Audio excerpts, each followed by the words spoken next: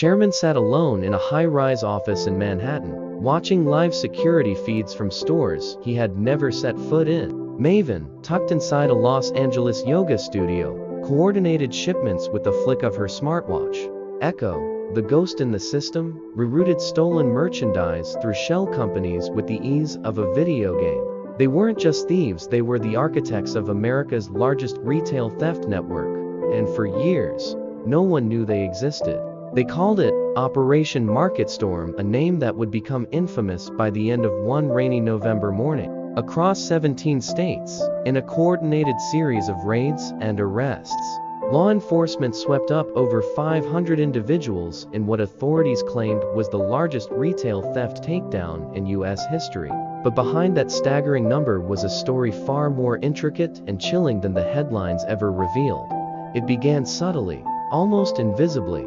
Over the course of 2 years, major retailers across the country reported consistent, methodical losses. Not the typical petty thefts, this was different. Entire shelves of high-end electronics, designer clothing, and over-the-counter medication were vanishing overnight. Surveillance cameras caught little, and inventory audits always lagged behind the thefts. The losses were quietly dismissed as internal shrinkage or scattered incidents, until one logistics manager in Indianapolis noticed something odd. A specific SKU, an expensive acne treatment cream, was missing from multiple stores within a 200-mile radius. What puzzled him even more was that these items were popping up on shady third-party websites, sold in bulk, often in zip codes that matched the theft reports.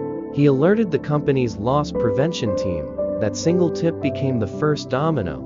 Retailers began comparing notes. Patterns emerged. The same vehicles were appearing in parking lots from Seattle to Miami. The same brands were targeted. The same gaps in inventory, like fingerprints left on the scene, stretched across the country. What law enforcement soon discovered shocked even seasoned federal agents: an underground network called The Loop. The Loop operated like a shadow corporation, with hierarchy, structure, and military-style efficiency.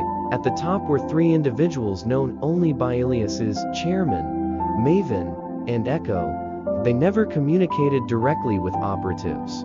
Orders came through encrypted apps, using codes built from song lyrics and map coordinates.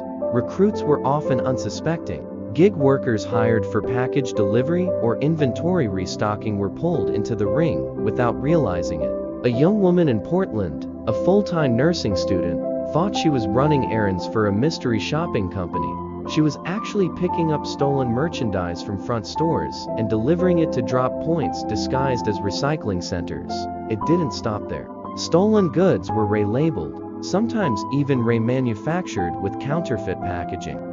They were sold not just online, but funneled back into legitimate supply chains, infiltrating outlets and second-hand stores. It was a perfect loop: steal, disguise, resell, and it worked for years.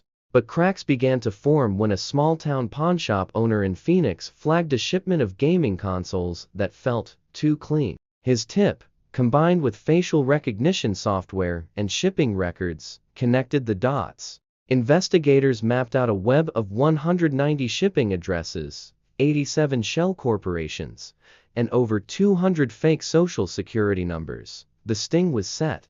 At 4:00 a.m. on a Monday, raids took place simultaneously in California, Texas, Illinois, Florida, New Jersey, and 12 other states. More than 500 suspects were taken into custody. Warehouses were found packed with stolen inventory, labeled in codes that read like gibberish to most. One, in particular, had a chilling find: a room with wall-sized maps, color-coded pins, and daily checklists tracking retail store schedules like a war room. The arrests didn't stop with the street-level operatives. Investigators were stunned to find that mid-level managers in logistics firms, inventory control officers, and even a few tech employees at e-commerce companies were in on it. They had provided insider access, schedules, and shipping loopholes, but the masterminds Chairman, Maven, and Echo remained at large, until 3 months later. A luxury yacht off the coast of Malta was seized after suspicious banking activity was traced to a shell company linked to the theft ring. On board, agents found a cache of encrypted phones, digital wallets worth $11 million in cryptocurrency, and 2 individuals with forged passports. One was a former marketing executive from New York. Another, a cybersecurity analyst from Nevada.